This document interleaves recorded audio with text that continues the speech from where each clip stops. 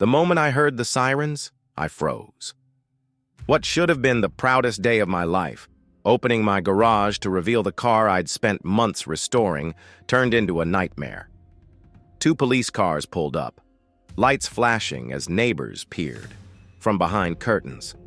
And there she was, Karen, standing in the middle of my driveway, phone in hand, screaming that I had stolen her car.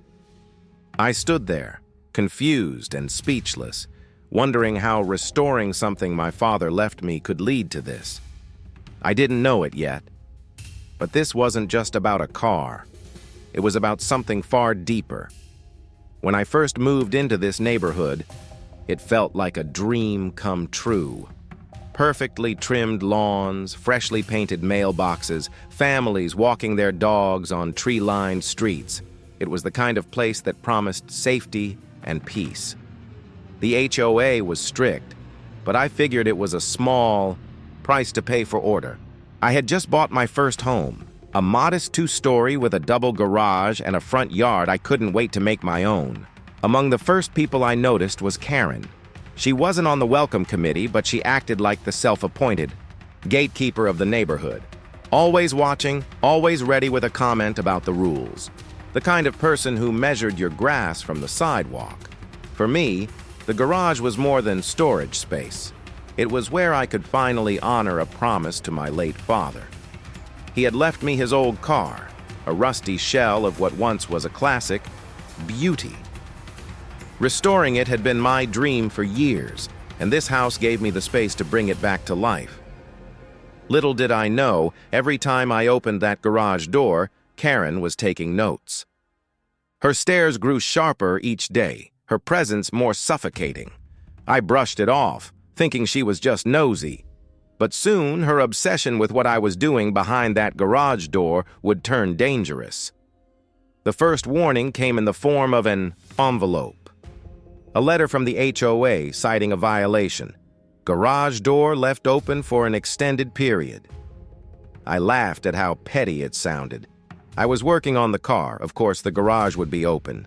I paid the fine and moved on, thinking that would be the end of it. I was wrong. The letters kept coming. One claimed the visible car parts were unsightly. Another said my project was lowering property values. The tone grew harsher, and the fines stacked higher. It wasn't just about rules, it felt personal. Every time I rolled up my garage door, I could feel Karen's eyes drilling into me from across the street. Then came the comments, subtle at first. Not everyone appreciates changes to the neighborhood. People like you should understand the importance of rules. Words that carried more weight than they seemed. It wasn't just about a car. It was about control. And in her eyes, I didn't belong. Still, I pushed forward. After months of work, scraped knuckles and sleepless nights, the car was almost ready. A deep, cherry red beauty that gleamed under the garage lights. It was more than a car. It was a connection to my father, a symbol of resilience. Around that time, Karen started bragging during HOA meetings about a new car she had ordered, same make and model as mine, fresh from the dealership. I thought it was a coincidence. Looking back, I wonder if it was something else, a competition I never signed up for. Finally, the big day came. I tightened the last bolt, polished the chrome until it shone like a mirror, and stepped back to admire what I had built with my own hands. That night, I barely slept, excited to roll it out into the sunlight. The next morning, I opened the garage, door, heart pounding with pride. That's when I heard the scream. It started as a distant shriek and grew louder until it pierced the calm of the street. Karen came charging toward my driveway, her face twisted with rage, her phone clutched like a weapon. Before I could process what was happening, she was yelling that I had stolen her car, the one she had just bought. At first, I laughed nervously, thinking it was some bizarre joke.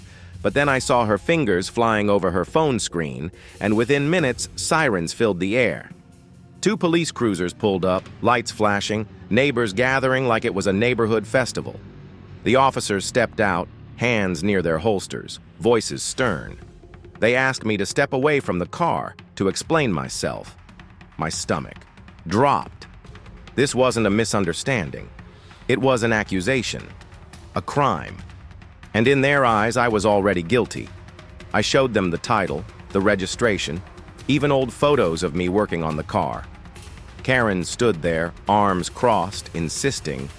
I forged the papers that someone like me couldn't own something like this. Every word dripped with entitlement and something uglier beneath it. For a terrifying moment, I thought I'd end up in handcuffs on my own driveway. But then one officer got a call, stepped aside, and came back with a look that could shatter glass. Her car, the one she claimed I stole, was still sitting at the dealership untouched. The truth didn't silence her rage. She just shifted the story, claiming I tricked her somehow. But the damage was done. My neighbors had seen the spectacle. The whispers had started. And I realized this wasn't just a fight with Karen. It was a glimpse into something deeper, something systemic. The officers left without arresting me, but not without writing up a report on her for filing a false claim. Karen stormed back into her house, slamming the door so hard it rattled windows. The HOA sent me a formal letter. A week later, a shallow apology about misunderstandings and neighborly harmony. Not a word about accountability. For weeks, I avoided the front yard, tired of the stares and whispered conversations. But the car stayed in my garage, polished and perfect, a reminder of why I fought through it all. Because this wasn't about a vehicle. It was about existence, about who they believed belonged behind these doors and who didn't. I learned something that day. All it takes is one accusation, one false call, to turn a celebration into a nightmare. And when bias runs deep, even proof isn't enough to erase suspicion. So, I'll leave you with this. Have you ever felt judged for simply existing where you belong? Tell me your thoughts in the comments. And if you've ever faced an HOA nightmare or worse, share your story. People need to hear it.